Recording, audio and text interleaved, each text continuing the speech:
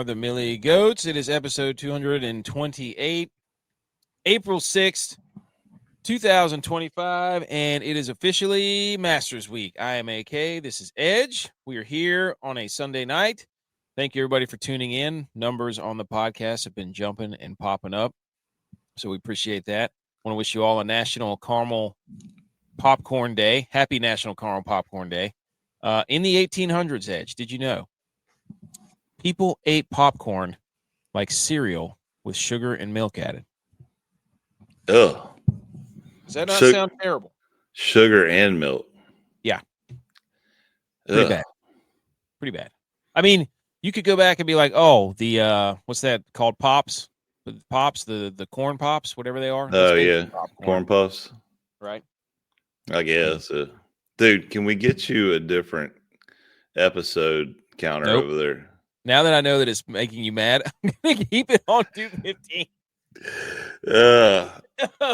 If somebody's watching wants to gift me an automatic, like one of those calendars, like basically a countdown digital calendar, like the same like thing, an advent calendar. That or like 52 days since OSHA workplace, free or whatever. And yep. Instead we got this old, construction Sharpie paper, baby. Construction paper and Sharpie. It would 215 drew on it. Like, come on. Hey, it's original if I do that. Caramel popcorn, though. Are you a caramel popcorn guy? I didn't used to think I was until I got the tri flavors with the Christmas tin. You know what I'm saying? Yeah, the big tins. Yeah, always got to get one of those. Those you eat all together. You just mix them all together. That's where everybody got the fancy caramel, the fancy popcorn ideas. I feel like if I eat caramel popcorn, I'm only eating like maybe a handful or two, and then I'm done with it for like the rest of the year because it gets stuck in your teeth and all that, and it's just. Let's have this debate. Is caramel popcorn just kettle corn? Is it not the same thing?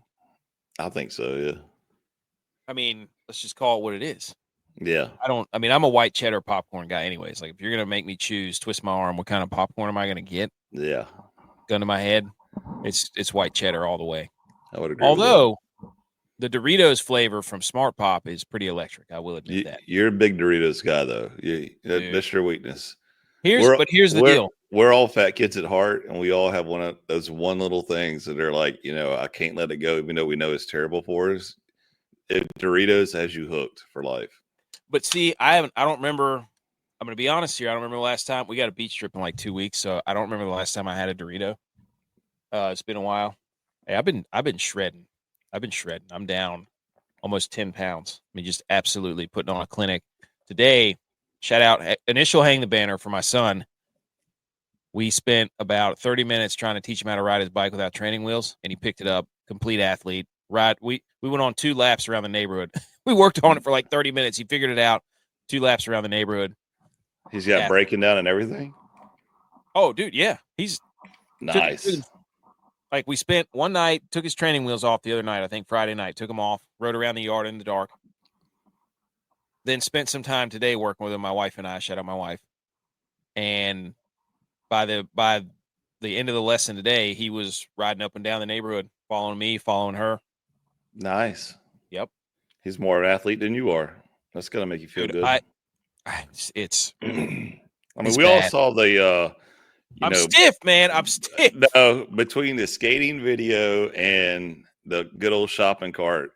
Your kid's back there saying, golly, my dad's just a rook, man. Like he's just shaking his head. Yeah, he's like, I'm so much better than my dad. You know what else? Shout out this. Shout out these sweet rope hats that you got going on. Shout out to Howdy Hats who helped put these, and Country Roads who pops in here from time to time. Shout out them. Howdy.hats.enc, I think on Instagram. She helped basically christen these things. I mean, these are as sharp as they get. The rope hat, we found the most beautiful rope hat, Richardson 258. I bought like 12 of them. Those are all gone now. So now Sold out 30 minutes. what text message sold out? See, there he is. There he is. Country Roads. He said he's wearing his now. He's got the Richardson. Which one it is, but that was a slick one too. So, but yeah, shout out to her. Shout out to him. We pressed him. I think it was on Friday, and then by the time we got done pressing him, it was all gone. So now I have to order a whole bunch more. So if you want a hat, I'm figuring out what it's going to cost to ship, and then I'll let everybody know on the price. Nice little humble brag there too. Sitting on the dock with a Millie Goat's hat on. Hey, you know what? You have to for the gram. For the gram. She schooled me on that too. I took a picture. My wife was like, why would you do that? She goes, you need to leave that to her. Don't ruin this. Yeah. All right. As much as I'm on social media, I'm not very good at social media. I'm good at commenting. Oh, Brandon wants one. Hey, man. I'll give you the details. BMO's here. He said the SEC had 4 wins and 4 losses in matchups against other SEC teams in the tournament. Wow, dude. They're 500 again. I don't know what you want me to do. 500 SEC. Wish J-Val was here to defend himself. The big SEC guy. The other thing that happened this weekend on Friday is I got myself for the first time. I'm just going to leave this hat on here while we discuss this. If you want a hat and you're listening to this, figure out a way to contact us, DM us, whatever. And I got another shipment coming in. It's rope or no rope. I don't know. Are you a rope guy? You a rope hat guy? Never been a rope hat, but it's coming back. So, I'm sure the Millie Goats are christening my rope hats, I guess. Dude, you look good with a rope hat. It's one of those things. It's like it used to be big back in the day, and I was like, oh, yeah, like it was kind of like funny to have it, like a old school hat with a rope across it. Like, oh yeah. And now all of a sudden you see all the hats have it. It's like the mullet. It's like the exactly. Rope hat's like the mullet for people who don't have a mullet. That's right. Yeah. BMO says he'll take I ordered some flat bills, dude. Trust me, I got you. I ordered some flat bills. But anyway, so on Friday, I've never understood the MJ versus LeBron debate, dude, until I got myself into one. I was in the middle of a LeBron MJ debate, and I was snapping it around too. Like I'd never been in an MJ LeBron debate, really, because I don't really watch basketball. It's the first time. This is the first and only time you'll ever lead the show with an NBA. But I understand why. I understand why. 3 minutes. Hey, I understand why people get hooked on it, dude. People are passionate about that. If you're team LeBron, they are passionate about LeBron, and if you're team MJ, they'll tell you to go back and watch college film. Like some guy was telling me that he was watching the '86 game against Georgetown, and the young guy who's a LeBron guy had no idea what he was talking about, and the older guy was like, "You need to go back and watch that. You don't know ball." And I'm just sitting there snapping my head back and forth. I'm like, dude, like a tennis match. Yeah. Hey, they were going at it, dude. So I understand. I get it. I get how people get hooked on that, and that's why people do it all the time. Yeah, it's definitely a classic. I mean, I think MJ was a better player. This is me personally. I think MJ was a better player. Oh, LeBron has just been around longer in the game, so therefore he's going to have more stats. Obviously to kind of pad that who's better kind of deal. Well, that's what it ended up turning into. I was jumping in. I was like, just because you played longer doesn't mean you're better. Another old school debate too was MJ versus Kobe for a while. See, that's what I threw out there. Which one was better? And what about Seth Curry? Why is everybody not even? I agree. I said that too. So I don't know. Again, this is coming from 2 goons that don't watch basketball at all. Like, oh no. But I'll get in the middle of it. I don't care. I'll rub my shoulders. Of course you would. You just like a debate, Like I do. You're exactly you're right. probably over there saying, let's put a poll up on Twitter. Hey, right now. I'll put it on a hat. Give me a pat. I'm just kidding. That's what we should do is make hats. Just Team MJ, Team LeBron. Yeah. Oh, look at Brandon feeling himself. Duke Blue Devils. This big UNC fan here. He was wallering in it. Wallering. They did blow it though. MJ versus Kobe. LeBron had it. See there? Longevity. That's what they should call him. But I get it, dude. I get it. Anyways, salute your sports today. We're going to get right into it. And that's where we got the headlines, the Sunday headlines. We got 3 major topics that we pick out. We can't go through everything. Currently, I'm watching college baseball, which I love baseball, but it is Masters week. We got the Natty next week. We've got Frozen 4 next week. I mean, people who are sitting here saying, oh, we're resting on our laurels, we need football for content, get out of here. We got it. Mm-hmm. And we've got the Valero Open. We had the winner of that. We have we didn't do any guys because we had a mixed up week because Mike Kim, shout out him, come on the show. My apologies for the technological video people that I wish you could have seen my face. I thought it was me at first because and then I got off the show and it's I think I had it on X or Twitter, and then I was like, wait a second, I can't hear nothing. And then I got on Instagram, couldn't hear nothing. I got on Facebook, couldn't hear nothing. And before I texted, our boy Bebo was like, hey, it's quiet. You could try. BMO says it, you could trust it, dude. He's like, nope. And I was like, all right, it's not just me. And then I could hear the nervousness in you, like, I don't know what's going on. I don't know what to do. I couldn't figure it out, dude. I could not figure it out. I was like, I share my screen all the time. This doesn't make any sense. So my apologies if you got the audio I fixed, though. The audio of the podcast. Yeah, the podcast was great. No problem. Smooth sailing. I had to download Audacity, which I'd never used before, and then start cutting stuff up. I was, hey, DJ Unk up in here. Walk it out. Okay. Let's get into this before we go to Salute Your Sports. I've got some fun stuff here. A Japanese company introduces hangover leave employ to attract more employees. Okay. Huh? So I got your attention now. Speak on it.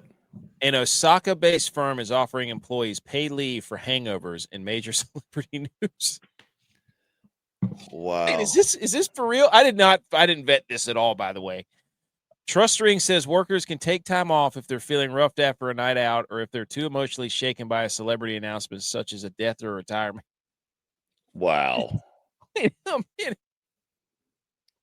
Our salary is just over minimum wage, and we can't use a lot of money, so employees are free to do what they want. I think it's a good idea to have more enjoyable work. Hey, okay. It's all part of the strategy to keep young talent, honestly, respect.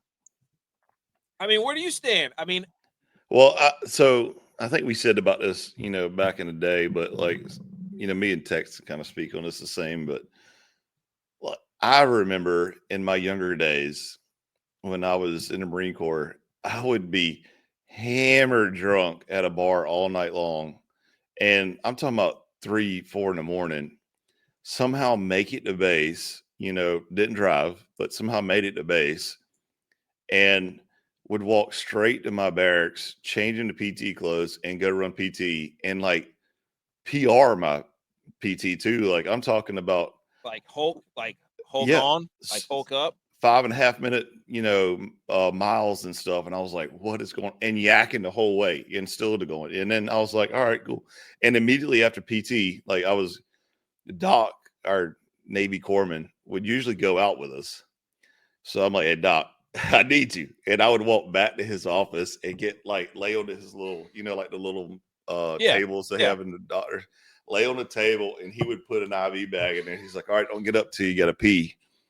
It would be like two or 3 bags. And then I'd finally oh man, I feel great. Dumping it into your veins. Yeah. I was like, I feel great. Now though, if I go out at night and I get drunk, dude, I would need more than a night, like a day off. I would need a week because your joints hurt when you get older. It follows you forever. It feels like. I mean, it ain't no more up your tolerance day like it used to be. It's have a couple of brewskis in you and you're done, Dude, yeah, and I don't know, is there ice in this beer, by the way? That's weird. Don't do that. Don't do that, folks. Yeah, when we were in college, we used to do our football tests, our summer conditioning. I'll never forget, man. We had to run those 110s, buddy. Or winter gym. Man, those are some rough mornings. But I'm telling you though, dude, and the crazy thing about it is the sergeant told me this. I was a young, Lance corporal at the time. And a sergeant told me, like, hey, if you got a PT test coming up, just get hammered, you know? And I'm like, no way, you know, because I was chiseled What? back in the day. He was like, just go out the night before, get hammered, go run your PT test. You're gonna slay it, and then you know you go back to the doc's office or either go back to your barracks or whatever. And I was like, no way, no, that's like everything science tells you is wrong. And dude, I went out and did it. I was like, holy cow, like because you're still running drunk, you don't feel anything, you know, like you're just like, oh, you're like, oh, I'm so tired, you're just smashed, you know. And I'll never forget, like my first sergeant King. Shout out to him, dude. He was G back in the day. He was like, you know, just jacked out of his mind. You know, could take a tree and bite it in half, kind of dude. And he walked by. He was like, "Etched, get over here." I said, "What's up, first sergeant?" He's like, "Did you spill beer on you this morning on the way to PT?" And I was like, "No, sir, first sergeant." He said, "What's that running down your shirt?" And I was like, it's a sweat and beer, I guess, you know, because I smelled like straight like a brewery, you know. And oh god, he used to chew my ass every chance he got. But good times, man. Hey, Like I said, though, I think and now people are getting off work for it. yeah, Hey, you know, we had you to had to lay. fight it out the whole day, you know. Like, come on. They don't. These kids are weak, man. Back in my day, back in our day, you just do it. Unbelievable. But yeah, that was also this dude. It's beach season, dude. We went down to the beach. Oh, there's nothing like it, dude. Nothing like it. It's hard for me to get excited about beach season right now when I'm covered in pollen. Get over it, dude. No, man, I can't do it. I hate pollen. The fish are rolling in. We got bonito on the coast. We got I'm excited mullet, about that. Yeah, the I'm excited Spanish, about and that. the blues. You got to come down here. We'll go.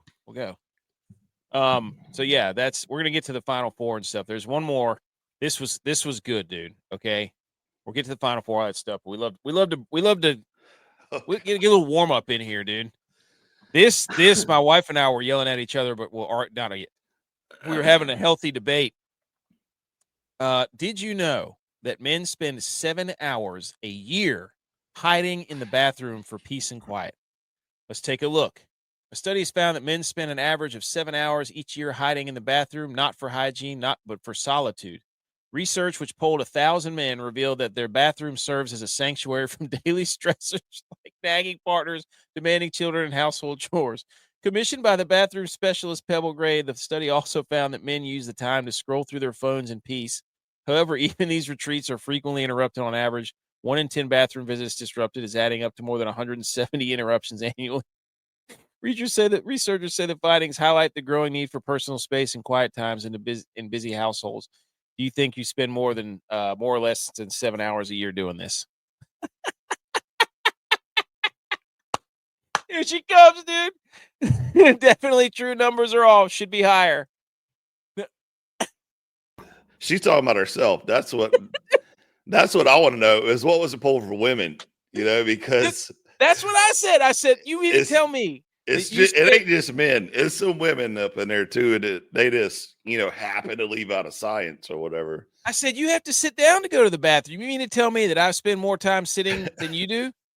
And, you know, our boy BMO can speak on it because he's the one that told me that, like, there's plenty of times where he goes in there and he can't walk when he gets out, you know. Dude, you sit in there long enough and your sciatic nerve goes completely just checks out and you get up and you look like Mar from Home Alone in the basement when he slips on the green stuff.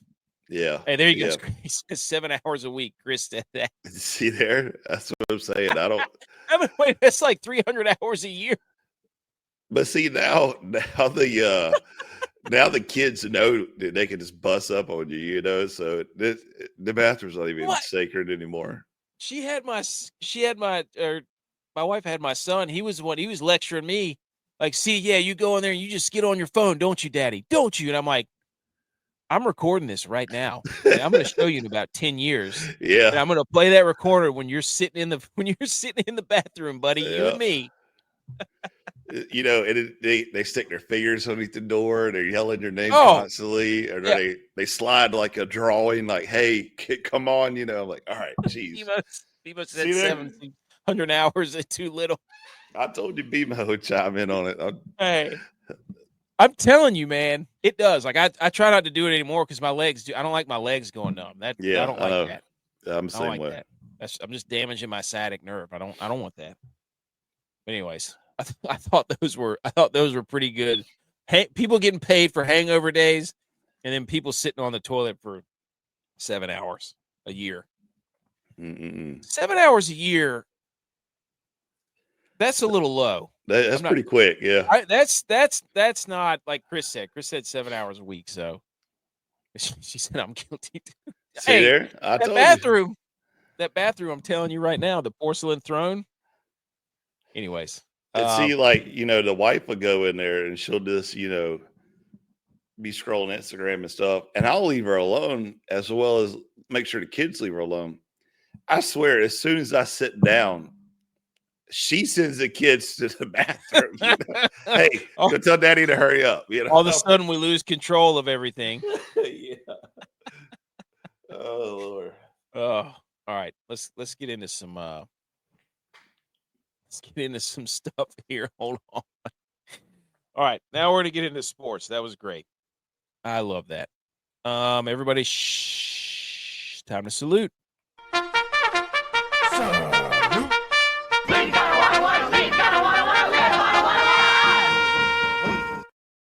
Okay, salute your sports. I'm gonna bookmark that because that was at 21 minutes, and that's how we do things in case we need to go pull some stuff. Here we go. Edge. We have 3 topics, and the Final Four was this weekend, and it was as good as advertised. I mean, it was an absolute knockdown, drag out from both teams, or all 4 teams. Absolute electric factory. Houston comes out on top. Florida comes out on top. Championships tomorrow at 8:50. Houston wins 70 to 67. Florida wins 79-73. And Florida comes back again. But the Duke game, oh my gosh, dude. This was the amount of buzz that created online of Duke. The game was for the whole entire first half and the first half of the second half. I mean, it was like Houston didn't even belong on the same court. Again, we're not the biggest basketball guys, but I'll tell you this right now. I watched March Madness every year, and it looked like Duke was about to run them out of the gymnasium. I don't know if you caught most of it or any of it, but I didn't watch any of it except for I hit a 30-second highlight that somebody put on there. I don't know. It was some, book company like MGM Grant or something like that. And they had the winning percentage on there, like per every shot that they were taking for like the last, 2 minutes of the quarter or whatever. And it was like, Duke 86% chance to win, and you just saw it green and fluctuate after every shot. And all of a sudden Duke went from like 86% chance to win to immediately Houston was up 60% chance to win. And then Houston skyrocketed up. And I was like, wow, that's intense. That's a good game, but still didn't watch it. I had to stand firm because otherwise J-Ball would call me out like, oh, you said you weren't going to watch basketball, and then we'll look at you watching it, So, dude, this thing I watched all of it. This thing was outrageous. It was like the most. Here's what I did. I have a whole bunch of slides we're going to show. Obviously, you know me, but this is what it reminded me of, ladies and gentlemen. This is the Duke loss, the collapse to Houston. This is what it reminded me of. Atlanta Falcons, New England Patriots. That's what that was basketball's version of 28-3. Unfreaking believable, dude. You're watching this game and you're like, I mean, Duke was up by 6 with like 30 seconds and they lost. I don't even know how you do that. It was so stupid. I mean, if you're a Duke fan, I don't know what you have to do. You can't show your face at work. You have to take the week off. Go to Japan and ask for hangover days for the next week. It's over, dude. Like you cannot show up to work. I don't know. Coming from a guy who's a Duke fan too. Well, no, the 49ers have blown they Shanahan themselves. That's exactly what they did. Yeah. They Kyle Shanahan themselves. That was my first thought. I'm like, oh, I've been here. Huge lead late in the game. Oh, you squander it away and you lose. Yeah, that's Kyle Shanahan. Welcome to the ranks. So here's what you got to do. You got to say, I don't even know what you can say, but how do you spin zone this into we're happy for Kelvin Sampson. I saw a video of Houston where they did a drill where they just roll a ball out on the court. And I don't know if this is real or not. Again, I don't bet anything. But they just two guys go to try to get the loose ball and they all over the floor. They just they're diving and wrestling and Dude, I would dominate that drill. that's what I mean, it's like if they're really doing that at practice, they're dogs. They got dogs in them. So here's some stats. Here's some fun stats for this. I got a whole list of these things. Duke is the only team to have an NCAA tournament game with a higher field goal percentage, more free throw attempts, more assists, fewer turnovers, more steals than their opponent, and yet still lose since steals became official in 1986. Teams had been 335-0 when doing all that in the tournament. Dang. Hey. You cannot show your face if you're a Duke fan at work. You can't. I mean, jeez. I'm telling you, watching the end of that game, you're just like, there's no way. But at the same time, so Houston in the final 33 seconds, Houston goes on a 9-0 run. Houston, this is from ESPN. Houston with a comeback for the ages. The Cougs complete the 5th largest comeback in Final Four history. Duke was up 59-45 with 8:17 left to go in the game. Cooper Flagg had 30 points. He missed it. He missed the game go-ahead jump shot late in the game, and that was pretty much it. And then the final ended up being 70-67. Here's the win probability chart. Houston had 2 little cat ears way in the first, and then it was Duke the entire time. And then right until the end, Houston, we have liftoff, skyrocket. Houston, we have liftoff for sure. Out CFP home, skyrocket red right at the end there. That was I just couldn't believe it, dude. Could you imagine though for those people that had brackets that were a lot of them are shot already, but they actually held it together and had Duke, going in there, and all of a sudden now they're just they were the most.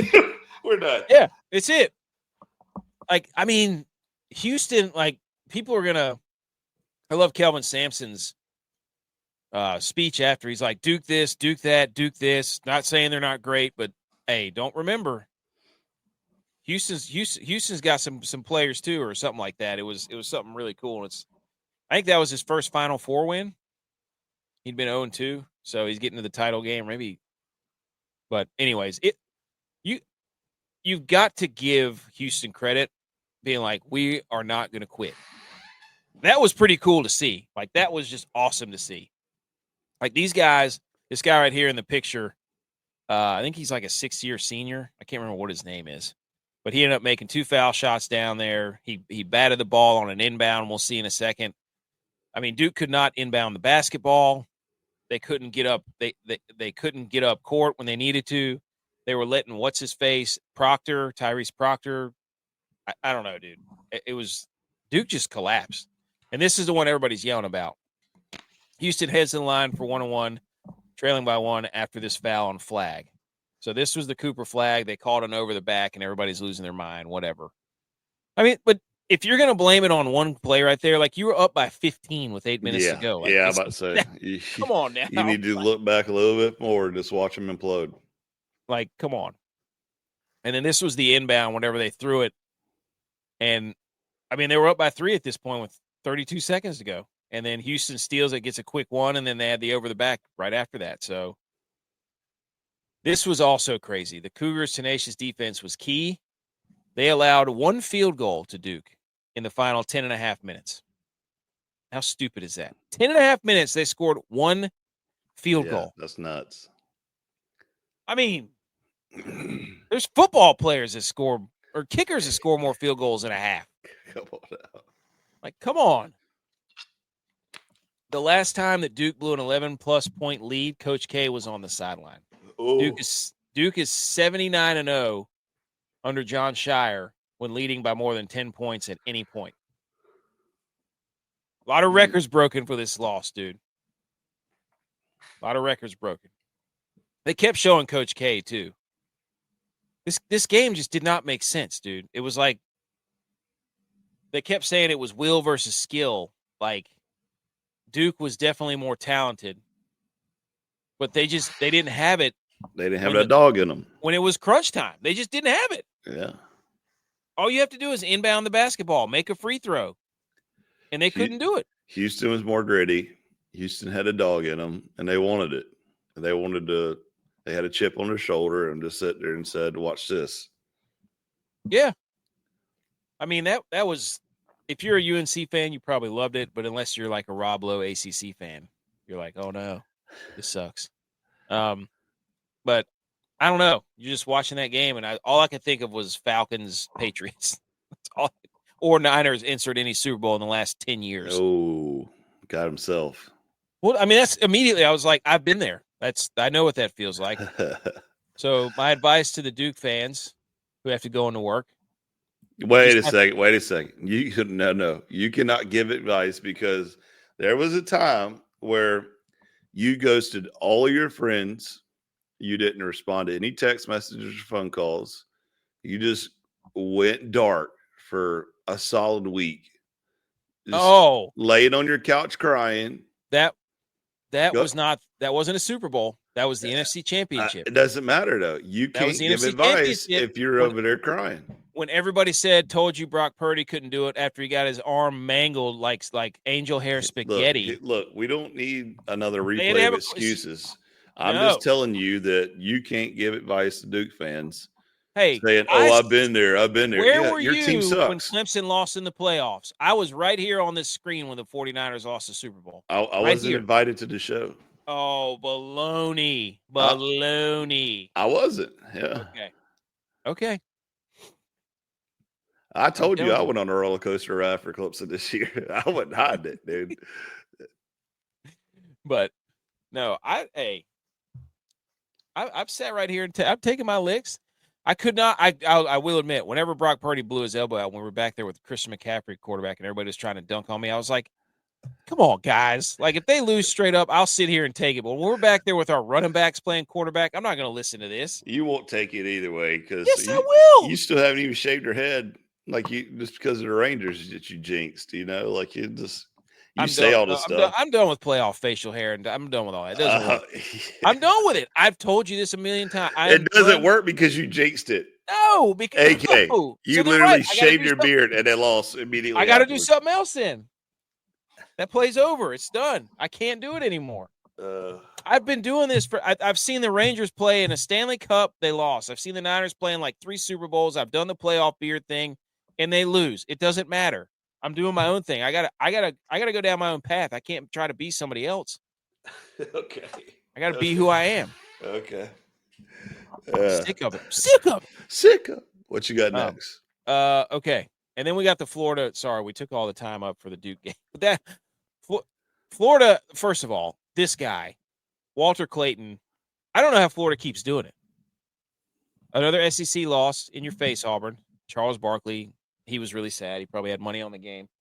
But this guy, Walter Clayton, 34 points, 11 of 18 field goals, 5 of 8 from 3. He's made himself probably $80 million this tournament. This guy is every time they need to make a run, this guy does it. That's what he does. He was at Iona, and then I can't remember, he was somewhere else. Is it FAU? I can't remember where it was.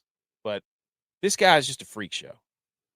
So Florida wins 79-73. The Gators overkiss from John Fanta overcame a 9-point second-half deficit behind Walter Clayton's career-high 34 points to beat Auburn. Florida's defense awoke in the final 20, holding Auburn to 8 of 24 from the floor. Elijah Martin had 17. Todd Golden to the title game. So the protege beats the master because Golden coached under Bruce Pearl, I think, at Auburn. So I don't know. Florida just, if this championship game, neither of these teams know how to lose. They just come back all the time. So I don't know if they're. Oh, it's a good point, BMO. Great point. SEC was 500 in the Final Four. I mean, that's not a winning record as far as I'm concerned. But I don't know if I think both Houston and Florida are they're gonna be like, we need to get behind so that we can actually start playing some basketball. So it's just gonna be bet the under, because they're both gonna be like, we can't start playing until we're losing, and they're just gonna pass the ball around, do the old four corners. So, but congrats to Florida and Houston. Cougars versus Gators. Cats versus Reptiles. Who else lost? Tigers. Oh, we could have had an all-cat matchup. Man, that'd have been cool. But redemption tour for the Reptiles, because they were 0-3 last year in the tournament. And so now they're playing for the title. Florida is favored by 1.5 too. So anything else on the basketball games, dude? No. Okay. Next, topic number 2 from the headlines. This is the weirdest rivalry I've ever seen in my life, dude. Quarterback Lamar Jackson is challenging NASCAR legend Dale Earnhardt Jr.'s number 8 trademark. Lamar says it's too close to his Era 8 brand name, and Jackson filed a similar trademark opposition to NFL legend Troy Aikman in 2024, and they are still battling. Come on, dude. Like, Lamar Jackson is trying to trademark the number 8. You know who the real number 8 was before? It was the calculator, when they used to spell boobs on the calculator. That is the real number. Is Lamar Jackson going to battle a calculator next? Huh? Oh, wow. The calculator. That got me. What is this? What are your thoughts? Come on. This is retarded. I mean, is he going to go after everybody that had the 8 and said, hey, that's a trademark, even though that Dale Jr. was way before Lamar's time? I mean, what about Cal Ripken Jr.? Yeah, that's what I'm saying. Is he going to go after everybody? Kobe was number 8, was he not? I don't know, but still, this is out of control. I mean, so I was reading a little bit about it, and it was it was just that's like me going after everybody that wore number 52 and be like, how dare you? And next thing you know, dude, I'm in a lawsuit battle with some long snapper, who's, what I'm saying? Like, what are we talking about here? He said there's just every sport's going to have a ceremony, retire the number 8. That's what he wants. He just wants number 8 forever. I was reading some of this, and I'm like, It claimed the basis of the claims, Jackson points to his own trademark registrations for Era 8. These registrations cover a range of goods, including clothing, duffel bags, sports bags, and athletic gear. Earnhardt Jr.'s application similarly seeks protection for apparel and toy products, including die-cast cars, prompting Jackson's team to argue that consumers may be confused about the source of goods. Dude, come on. I hate to say this, but Tom Brady's got 12, right? He's got the whole TB12 company, and you don't see him going after anybody else with 12. Like, I mean, is he that insecure that people aren't going to know who he is? I mean, go win some championships first before you start acting like you got to make it about yourself. So in the filing, Jackson contends that he is number 1. This is from an article that wrote about it. He's widely associated with the number 8 due to his prominence in the NFL and the branding of his merchandise. Earnhardt Jr.'s registration could falsely imply a connection between the two athletes and infringe upon his established rights. Purchasers and prospective purchasers are likely to mistakenly believe that the products Earnhardt Jr. offers are related to the products and services by Jackson. Can I be real for a minute, dude? This is real. This is honest talk. What is this? Before you showed me this, I didn't even know Lamar Jackson wore number 8. I'm serious. Like, this is how much I care about this right now. Like, I could tell Lamar's out on the field, but I'm like, oh yeah, number 8, Lamar, let's go. Yeah, what are we doing here? Like, yeah, so he did it against Troy Aikman, which, oh my gosh, dude, that's hilarious. Hey, you know who might be next though? Who? Rookie. Oh, 8 Ball. You're right, dude. Let's get him on the phone. That's what we should have done. So how does this likely end? In my view, none of the athletes are likely to gain exclusive control over the standalone number 8, commonly used and highly diluted symbol in the world of sports and merchandise. Yeah. Ultimately, Jackson, Aikman, Earnhardt will likely get their registrations and coexist on their trademark register, each with slightly different branding approaches. So it's not like I don't know whether to be mad at him or respect him to be like he's got the gonads to go out there and be like, this is my number. No, that's retarded. Like this, what are we doing here? Next, he's going to be trying to sue everybody that makes pool balls for having a number 8. You know, That's true. Get out of here, dude. He's picked a very going after NASCAR is. Yeah, it might be confused. Come on, dude. Like you're going after NASCAR fans too, man. Like this is Dale Earnhardt, and the name Earnhardt is you chose a lofty goal there, buddy. Yeah. So, anyways, this is just another slide on. That's the article I wrote was from Gerben Law, and so now here go NASCAR fans. This is not us. NASCAR fans were angry with Lamar Jackson getting in the legal battle with Dale Earnhardt, and then fans were posting, "This is what Dale Jr. was doing in 2004 compared to Lamar Jackson." Hey, it's true though. It's true. Winning one of his 3 races that he ever won. Dale Sr. was a GOAT. Don't get it twisted. Well, that is true, but Dale Jr. could drink like a champ too, though. Here's through the USTPO, we successfully secured the rights to the stylized 8. Therefore, we will be moving away from the original JRM 8 we have used since 2019. We are looking forward to the remainder of an already successful season. Golly. All you're doing is just changing which way it's. Oh, BMO says Lamar's not even the fastest 8. Ooh. Who is Shots fired. Who is number 8? Who's the fastest 8? And then I love this one. Random fun fact: Dale Jr. has more playoff wins than Lamar Jackson. Dang.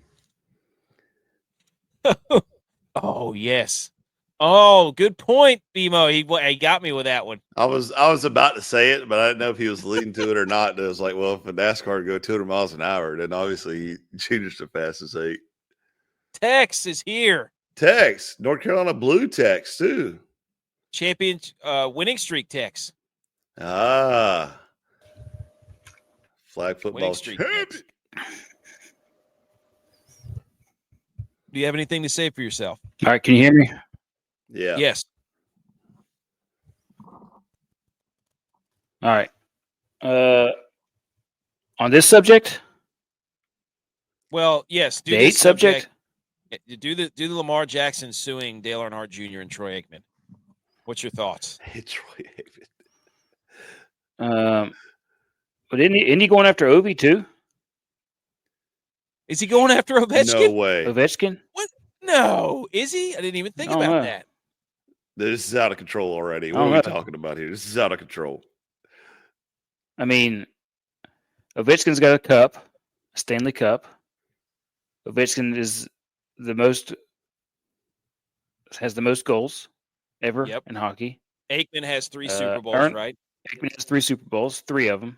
Multiple Pro Bowls, lots of championships.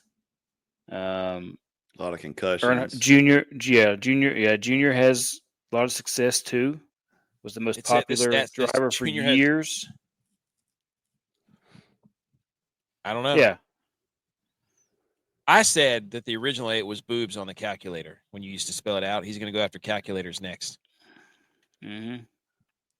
So or taking 8 balls out of pool tables. Yeah, you're going after all the billiards. Yeah. I don't know, man. I think Lamar Jackson needs to slow his roll, dog. Is he just throwing smoke up in the air so he can get attention being media since he can't win? I think that's what it is. Question. I love that. Or maybe he thinks that everybody's too focused on all the other 8s, and that's why he can't win. He's mad. He's mad because he didn't win MVP this year. So he's like, "Oh, watch this! I'm gonna throw a bunch of stuff out in the media and see what sticks." Maybe stop worrying about who's got the number 8 because literally every other sport has the number 8 on multiple teams throughout multiple levels. and maybe just focus on winning games. How about that? Yeah, Huh? I don't like the idea of players trademarking a number. Yeah, I It's agree just with that. dumb. It's just dumb. Like there's too many sports. There's not enough numbers. There's not enough numbers for everybody to do that. This is dumb. Love it. Love it. What about the basketball? Quickly, we just passed through that. Oh, we don't dude, need to go talk about it again. Yeah. Great last 4 minutes of the Houston game. I stayed up way too late watching that, but it's great.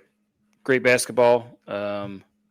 Made me think, man, basketball is really fun whenever it's this intense, but it's only 4 minutes of that. Facts. So give me playoff hockey, please.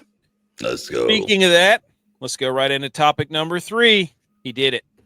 Alex Ovechkin breaks Wayne Gretzky's record in the same amount of games. 895 for Ovechkin playing the New York Islanders. That place, dude, I don't know if you saw the highlight. That place went absolutely bonkers. It was nuts. It was crazy. So Gretzky, 1,487 games. Ovechkin, 1,487 games. That's crazy, dude. I can't believe that. You would put a picture up too with Gretzky wearing a Rangers sweater too. Is that not the last place he played? I'm sorry. That's when he scored his last goal. The place where he had all of his success was, Edmonton. Yeah. This is where he scored his. I mean, it's the 1,487th game. What do you want me to do? Anyways, thoughts.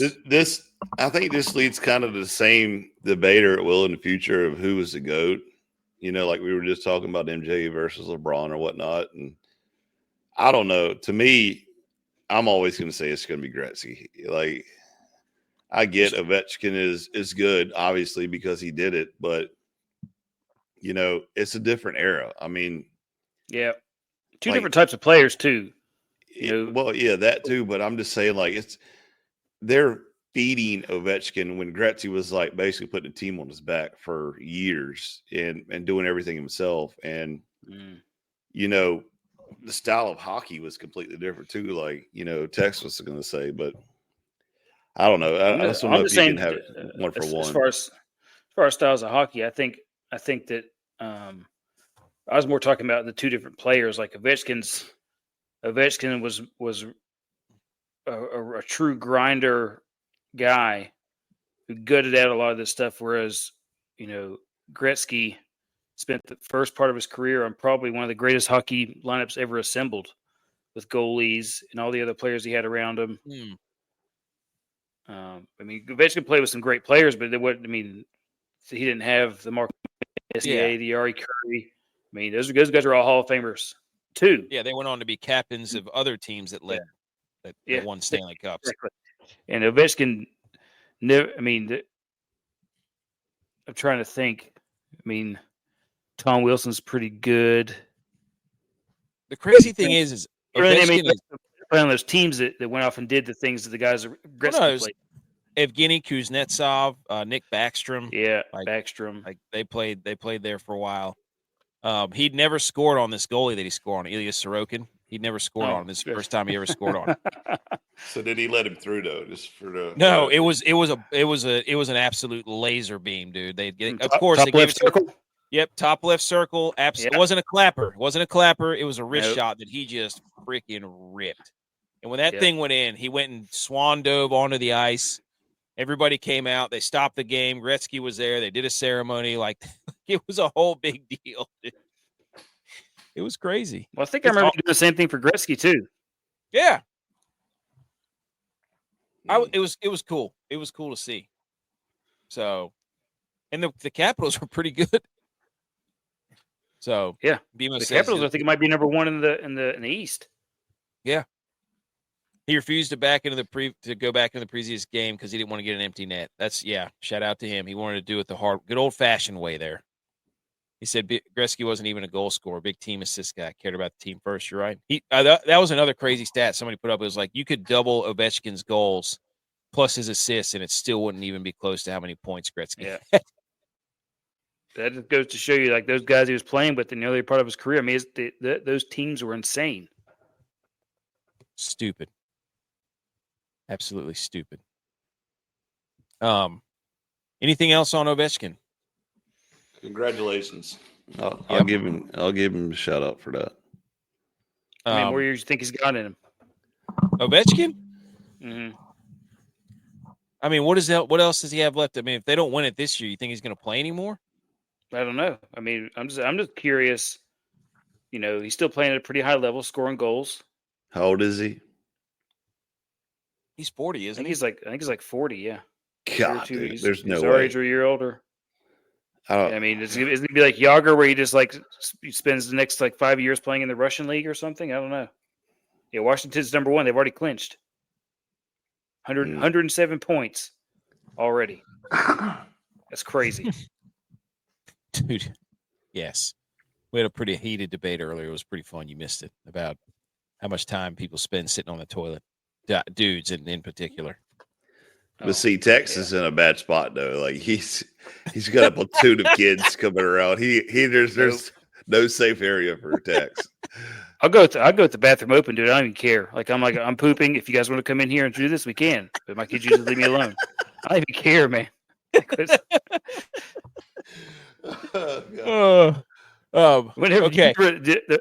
wrestling. Whenever we wrestled in high school, there was no doors between the stalls, so it was just two toilets beside of each other. Yep. And so if you wanted to poop, you had to poop beside the other dude who was pooping with, and you just sit there and talk. So like it breaks you. Yeah, we had that boot camp too. That was definitely a culture shock. You know, no sides between you, no door. It was just it's good for you. You're like, I think that's so definitely weird. You know, and on top of that, you got a drill instructor coming there yelling at you like, "Why aren't you done yet?" You know. Well, I mean, you're so used to like you go into a house and it's like the most secluded room, and it's in the back of your house, corner, way off, away from everybody else. But then in those situations, it's like, nope. Yep.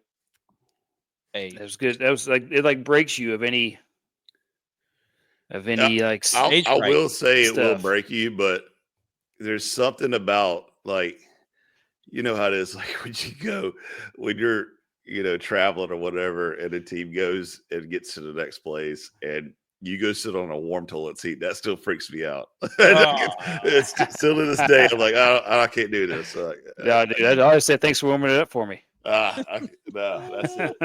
I know what you're talking about. Oh, all right.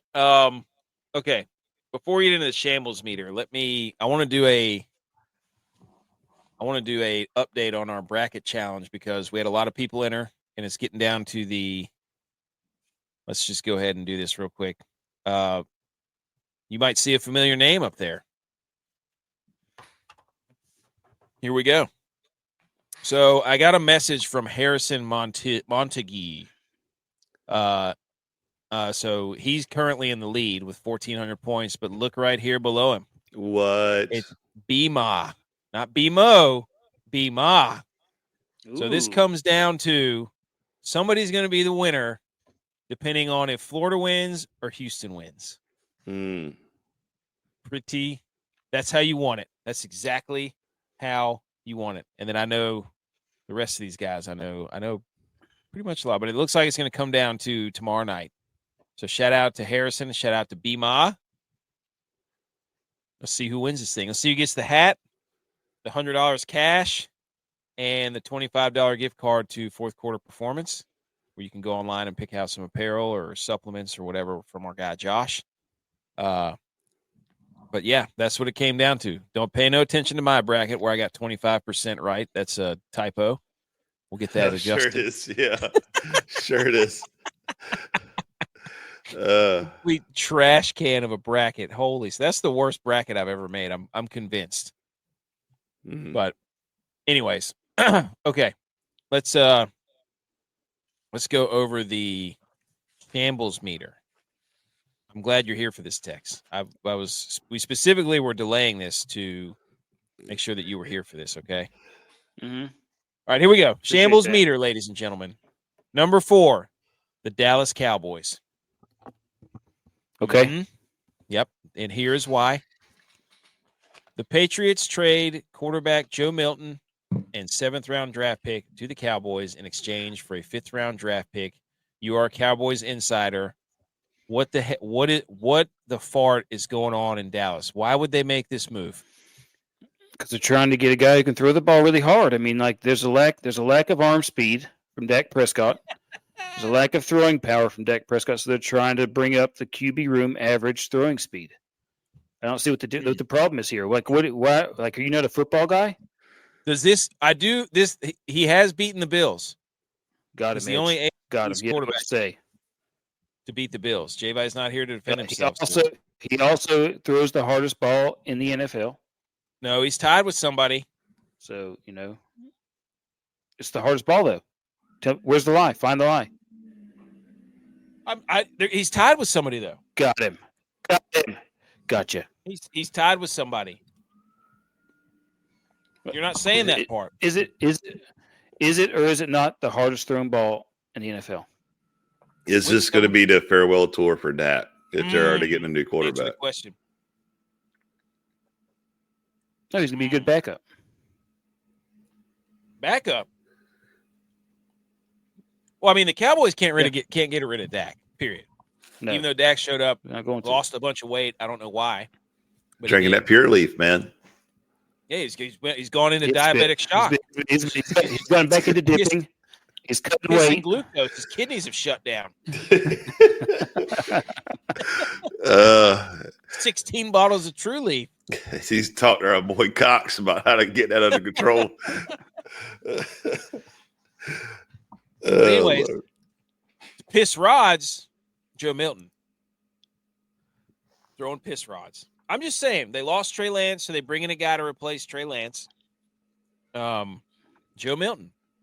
I just don't know why they're trading for a quarterback. They did nothing. They haven't even signed Micah Parsons.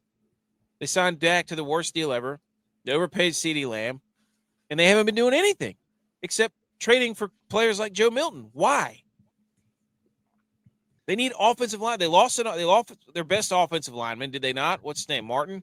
Didn't he retire? Mm-hmm. And they're playing tiddlywinks, bringing in backup quarterbacks. Got to have a backup. I don't get it. Like, I don't understand what you don't know anything about football. Then, like, how do you don't have a backup on the roster? You don't really necessarily want to draft a guy to be the backup, so you sign a guy who's been a backup before and knows how to do it. Like, I don't understand what you're trying to say here. I'm saying they're not going to play. They're not going to play this guy. I keep getting you, dude. Like I'm blowing your mind right now. No, I'm saying they're not going to play this guy. So why would they trade for him? Because he's going to be a backup. Like, I don't understand we don't have to keep saying it over and over. He's going to be a backup. Really, what it boils down to is AK's mad that I got him last time for the shambles meter on the Niners. So immediately he's like, let's put the Cowboys on there. Everything Dallas and everything Texas Longhorn. Yep. I saw it. All right, next one. Let me see. Let me deflect on the next one. Let's go. This is Jerry Jones being like, "Ooh, everybody's talking about Joe Milton. Let me get him, so everybody can be like, wow, Jerry Jones is so smart. He's so good. And then I get to talk about whether we're going to play Joe Milton or Dak Prescott for the next 6 months. And he's building a soap opera down there in Dallas. That's all that matters. He's going to look the really Chargers good. The Chargers signed Trey Lance. They tied together. They lost Trey Lance, so they brought in Joe Milton. That dude has made himself a lot of money playing zero football in the last 5 years. A lot of money, not throwing a lot of footballs. Yep. I wonder if he ever regrets sitting out the last half of his last season, knowing that would be the last football he played. I was getting ready to say, like, he had no idea that was the last game he played 7 years ago. Yep. Whatever. Quarterback whisperer, John Harbaugh or Jim Harbaugh. Number 3 on the shambles meter was just Wayne Gretzky because all of his records are, not all of them, but they're getting broken. Yeah, Wayne Gretzky. Number 2. What? It can't be honest. His record stood for like 30 years. That's pretty good. Yeah, but he still has a whole bunch of other records. Mm-hmm.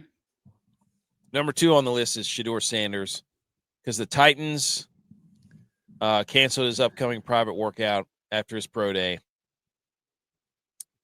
And people are Andre Cisco is I think they're going to draft Cam Ward.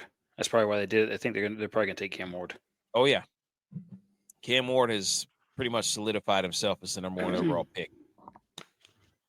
And Andre Sisco said, Called him out. Better stop patting that ball. We break it on that early. And then this got into another Twitter battle with Darius Slay saying, oh, the linemen are tall, and if we could see him pat the ball, then I'd be able to pick it off anyways, this and that. So now there's a DB battle going on, which is even better. Mm-hmm. So I was just teaching my boys that today.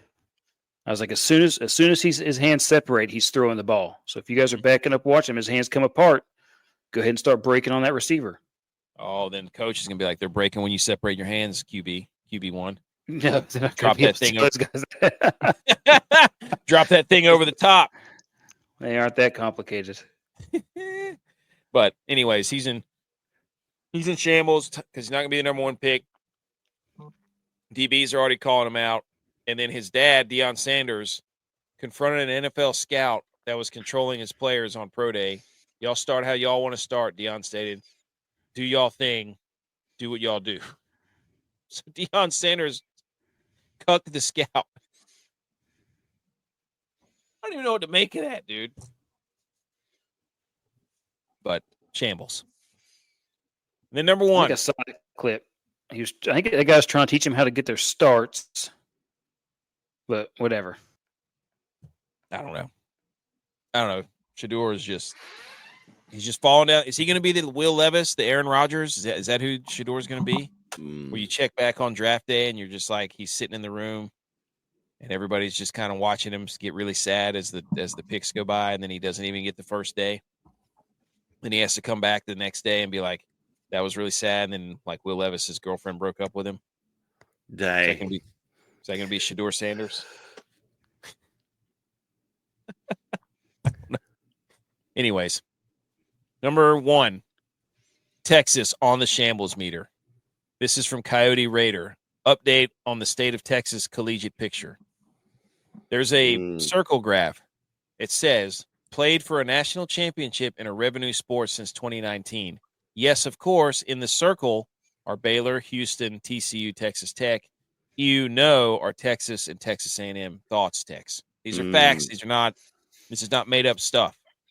So the last, what is that, 6 years, there's been 4 Texas teams in there. It's pretty good. Don't do that. But what they're saying, though, is that the real Texas and Texas A&M ain't even close. Not even close. Haven't played for a national championship in a revenue sport since 2019. I'm about to lock in my future here this summer for Texas winning the Natty. Texas win the Natty in football. Dude, get out of here. How'd that work for you this year? Don't even waste your time. Almost did it. Did it. Okay. Yep. Niners almost won 2 Super Bowls too. How do you like that? If that dude would have just blocked on that, should have been pick 6. We wouldn't even be talking about it. These are facts. I did not make this. This is somebody just brought this to our attention. I'd like to see his sources. Sources. All right. We want to move on to golf. We got anything else on this? Go over this golf. The Valero. Unless you got anything else, boys. Nope. Hit it. Okay. Let's do it. Hey, if you are allergic to electric guitar solos, cover your ears and get your Benadryl. No, don't take it too late, too soon, though. You don't want to miss the show.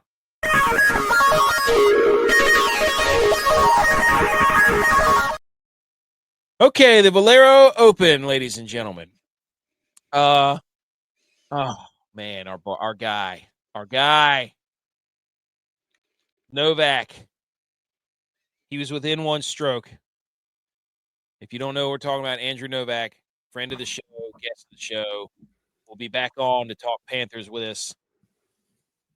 Had a chance on Saturday. He played himself right up into second place and then was pretty much second place all day today behind Brian Harman, who just pretty much came out of nowhere to win this thing, who put on a putting clinic.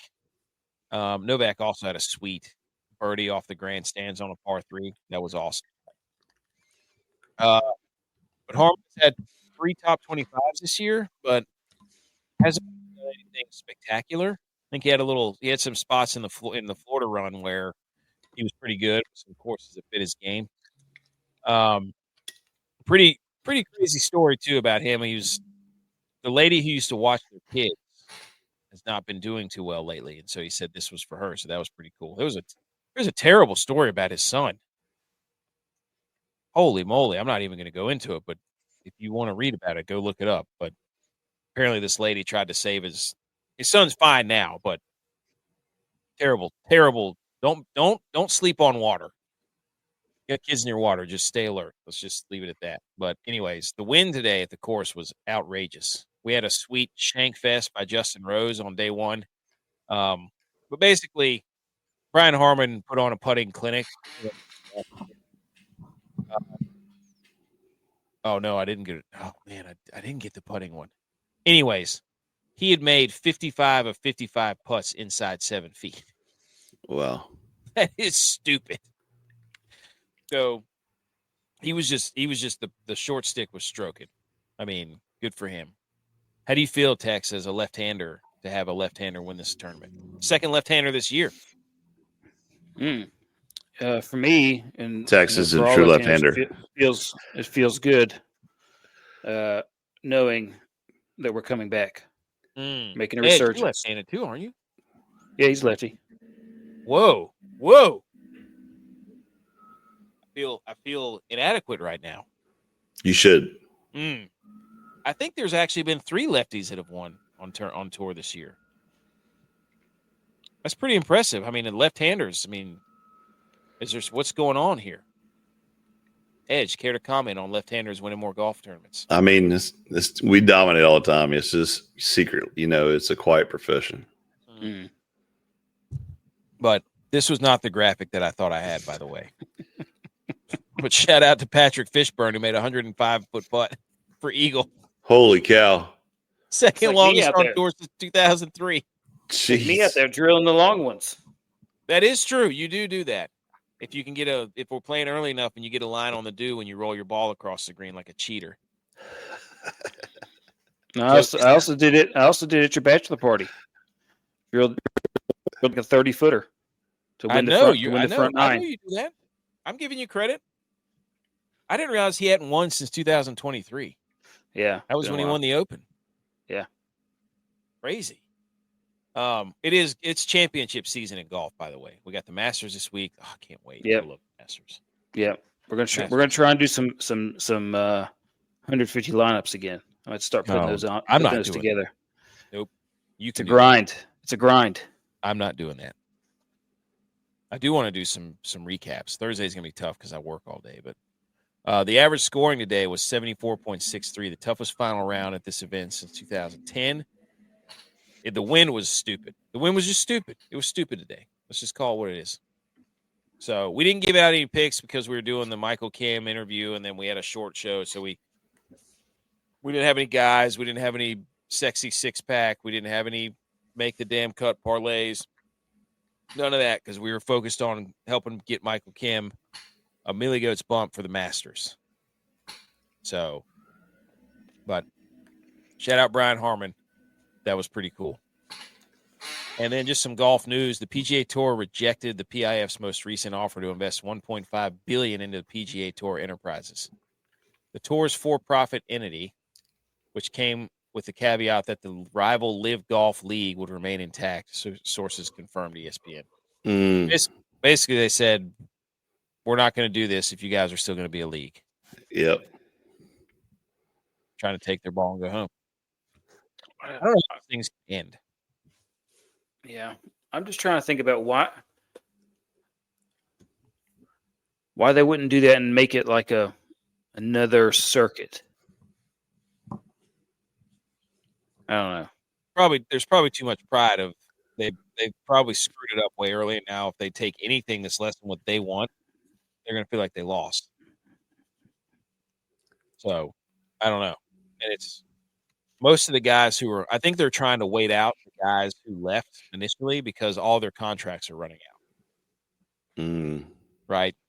So, I think they are waiting for those other guys to see what they're going to do. You know what I mean? That would be my guess.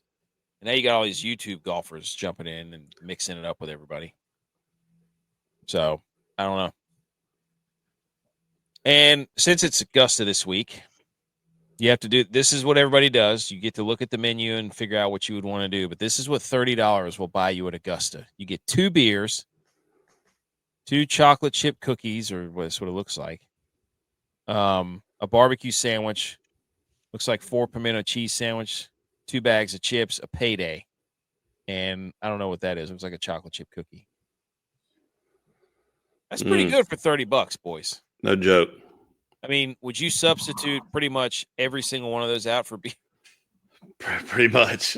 I just give me the payday and a pimento cheese sandwich, and then a payday, dude. No, dude, are you kidding me? No, just get a pimento cheese because you're at Augusta. I would take 2 cookies over a candy bar.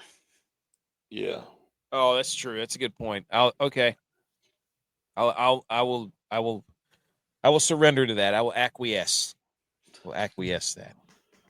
So, anyways, but yeah, I mean, shout out to the Valero Open.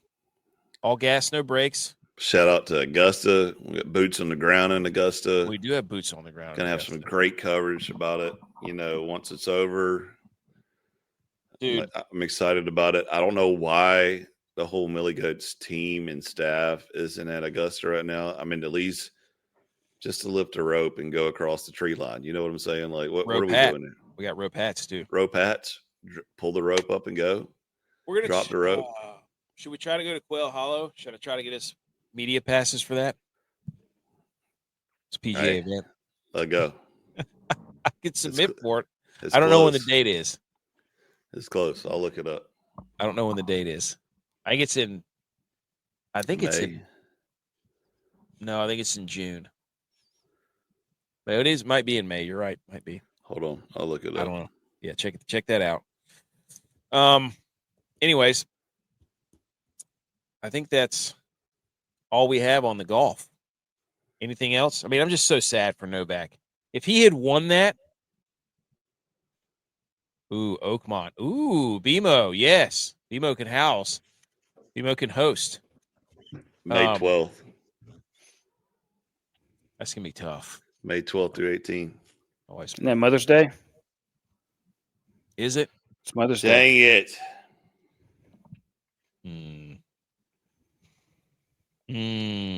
No. Mother's Day is the 11th. So, you know, the 16th, 17th, and 18th will be basically when they're wrapping up Quail Hollow. I do need to look into that about getting credentials for that. The weekend after Mother's Day. Maybe we could do it. That'd be fun. It's in Charlotte, right? Quail Hollow? Yeah. Yeah. Right down the road from my house. I'll look into it. When I say right down the road, I mean probably a 45-minute drive, but it's yeah, closer than me. Yeah. Okay. We got to hang the banners, boys. Anything else? Let's do it. Tex, anything else on golf? Nope. Okay. Everybody shh.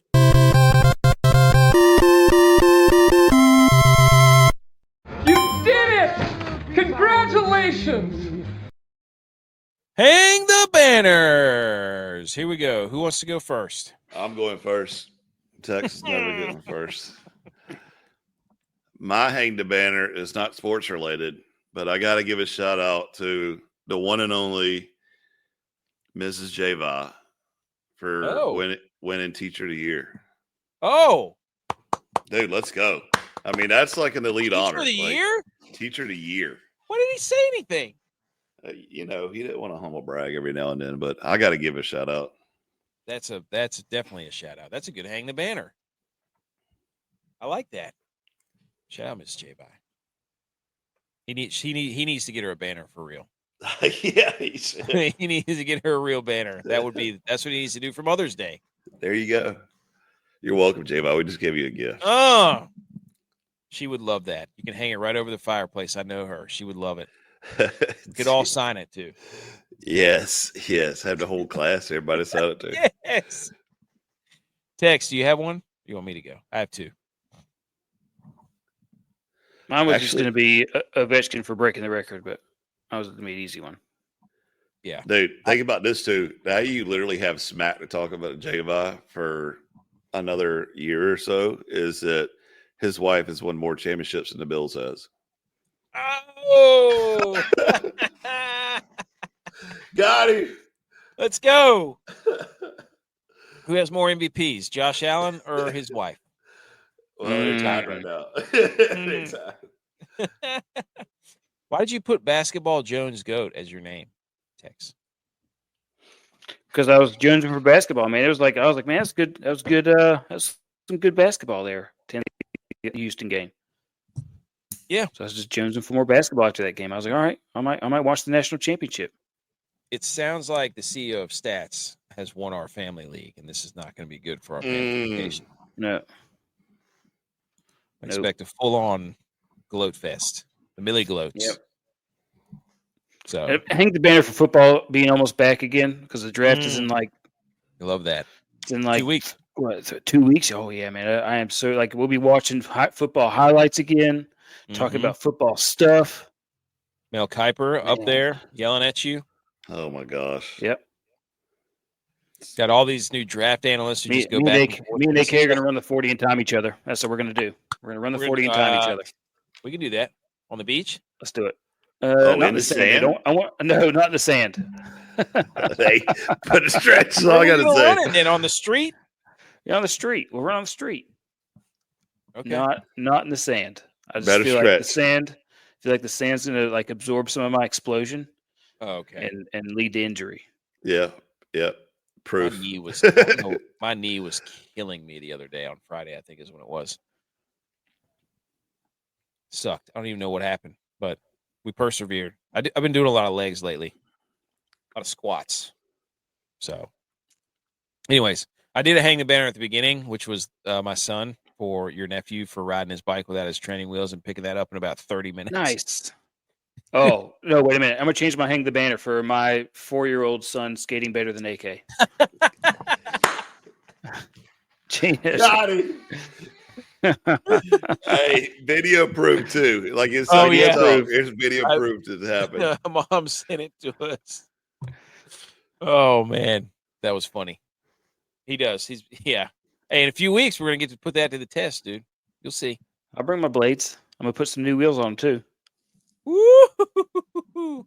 You're gonna be like the guy at Top Golf who shows up with his own clubs.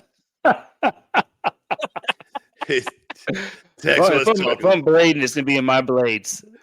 Tex was talking trash about the clubs at Top Golf too. Of course he was.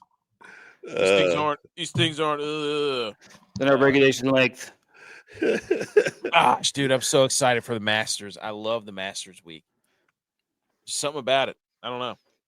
I just like the Thursday where you're just watching everything on the Masters at work. Yes, the app is. Shout out to the Masters app. That's the greatest app ever invented. Yep. Oh, hang the banner for. I watched the women's Final Four on Friday. Yes, Friday? dude. Buddy. Let's go. There was 4 air balls in a row.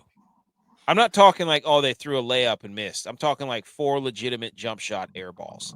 I was like, this is terrible. And I'm just so sad. Like I literally stayed up all night crying that South Carolina just couldn't win, and this South Carolina Gamecocks had to walk away with another L.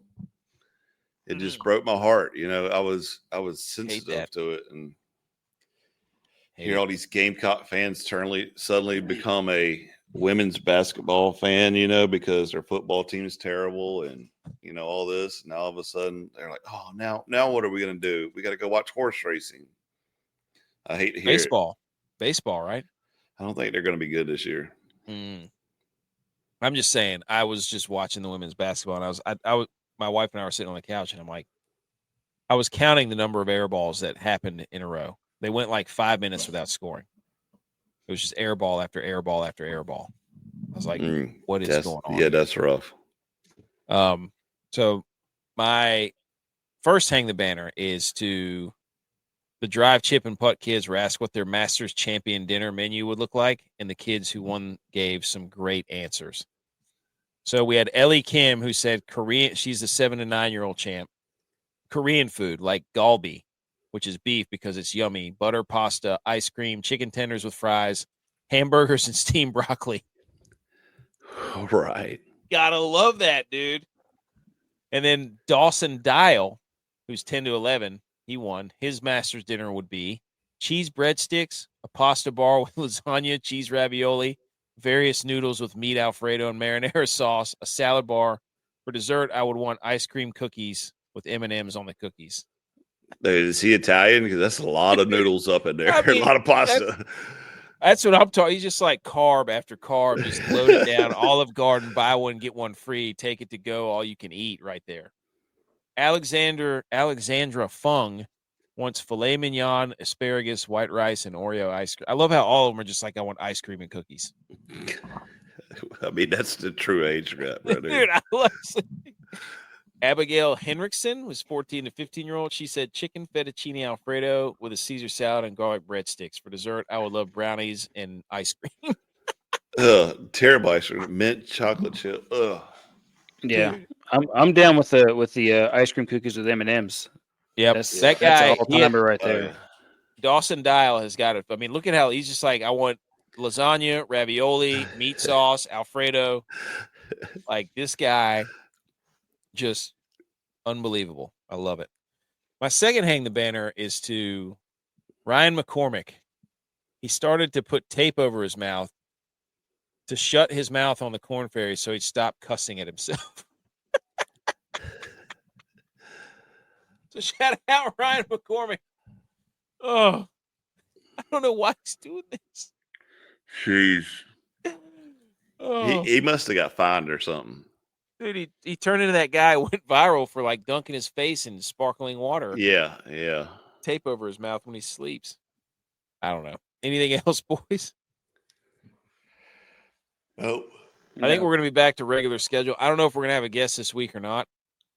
But it could be. I will keep you updated on that.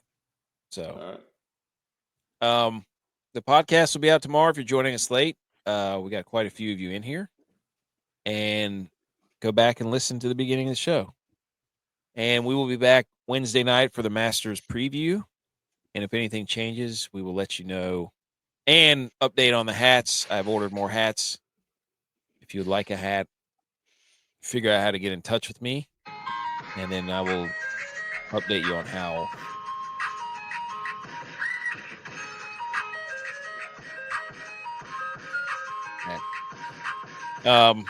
Anything else, boys? See if I can figure out how to shut Rumble off this time. Okay. See you Wednesday, Masters Week. Go Rangers. Tigers. Got to win it all. Got to win out.